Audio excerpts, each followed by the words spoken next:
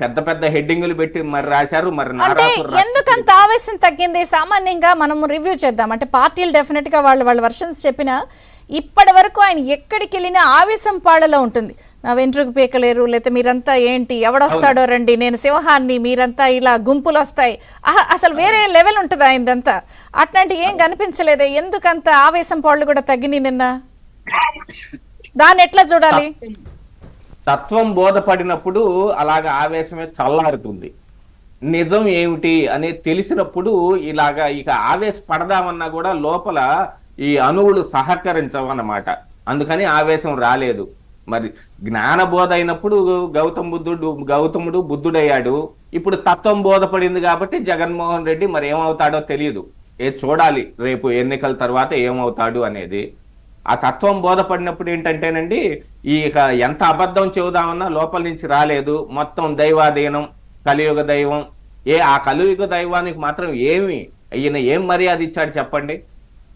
కలియుగ దైవం వెంకటేశ్వర స్వామి కొలువై ఉన్నాడు తిరుమల కొండలో అని చెప్పి దర్శించుకుంటానికి వెళ్ళిన అన్యమతస్థుడిగా వెళ్ళి డిక్లరేషన్ ఫామ్ ఇవ్వలేదు.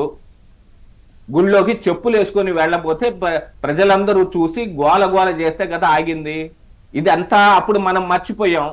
ఒక్క ఛాన్సు. అవును, నిజమే కదా, యువకుడు వస్తూ ఉన్నాడు, ఏదన్నా చేస్తాడేమో, చేసే ఐడియాలజీ మొత్తం లోపల ఉందేమో అని అనుకుని ఛాన్స్ ఇచ్చారు. ప్రజలు కూడా ఎవరికైనా ఒక ఛాన్స్ ఇవ్వకుండా నువ్వు అసలు పనికిరావని చెప్పాది కాదు కదా, అందుకని ఓ ఛాన్స్ ఇచ్చారు. ఇప్పుడు ఆ పరిస్థితి వచ్చింది. మీరు పనికిరారు బాబు, మీరు ఇంటికి మాత్రం పరిమితం అవుతారు. ఈ 5 సంవత్సరాల్లో మీరు అసెంబ్లీ టైంలో తప్ప మరి ఏ టైంలోనూ బయటకు రాలేదనే సంగతి తెలిసింది. ఇప్పటికీ కూడా పరదాలు, బుల్లెట్ ప్రూఫ్లు పెట్టుకొని వచ్చే అగత్యం ఎందుకు పట్టింది జగన్మోహన్ రెడ్డి గారికి? ఈ ప్రచారాన్ని కూడా ఆ విధంగా కొనసాగిస్తే ఇక ప్రజలు మిమ్మల్ని ఎలా నమ్ముతారండి?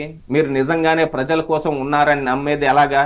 మరి పాదయాత్ర రోజున బాగానే వచ్చారు కదా, అందరినీ ఆలింగనం చేసుకున్నారు, నడినెత్తిన ముద్దు పెట్టారు, బాగా చెంపలవి నిమిరారు, వాళ్ళ ఇళ్లలో భోజనాలు చేశారు.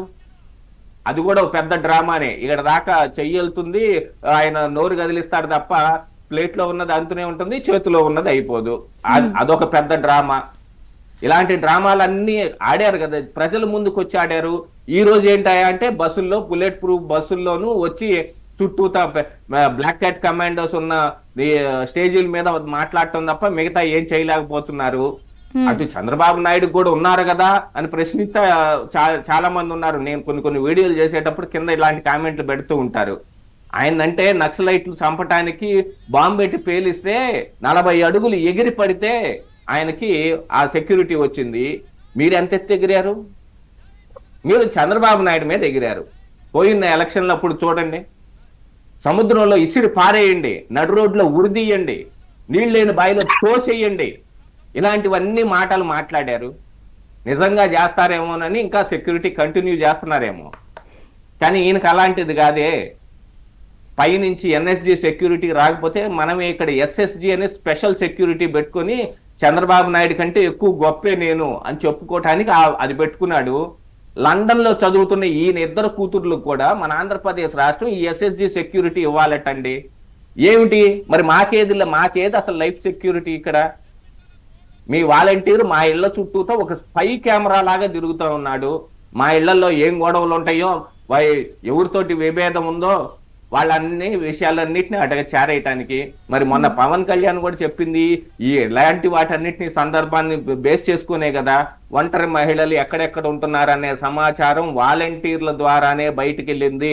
అందుకోసమే మన రాష్ట్రంలో దాదాపుగా 30,000 మంది ఆడబిడ్డలు కనిపించకుండా పోయిన దాఖలాల్లో ఇంకా తిరిగి దొరకకపోవటం ఎందుకే కారణం అని. మరి ఈ వాలంటీర్ని ఎలా నమ్మి అతనికి డేటా ఇవ్వాలి అంటే, ఇదంతా తిరిగి చూసుకొచ్చి ఇక్కడ హైదరాబాద్ లో ఉన్న నానక్రామగూడలో మన ఆధార్ కార్డులు, ఓటు కార్డులు, ఈ డేటా మొత్తం ఉందంటే దాన్ని మాత్రం ఏమి నమ్మాలి? ఇప్పుడు జగన్మోహన్ రెడ్డి గారు చెప్పాల్సింది వీటికి సమాధానం. మేము ఈ వాలంటీర్లు మిమ్మల్ని ఏం చేయరు. ఒకటి ఇవన్నీ రాబోయే రోజులను చెప్తారేమో, కానీ నిన్నైతే కొంత డిఫెన్స్ లో పడ్డారు. వివేక హత్య కేసు ప్రజలు ఏమనుకుంటున్నారు, ఇది రేపొద్దున ఎజెండా అవబోతుంది అనేది క్లారిటీ వచ్చి ఆయన సమాధానం చెప్పినట్టు అర్థమైంది. అయితే ఒకటి నేను మీ దగ్గర మళ్ళీ వస్తాను. దీపక్ రెడ్డి గారు సార్, ఒకటి సంజీవ్ రెడ్డి గారు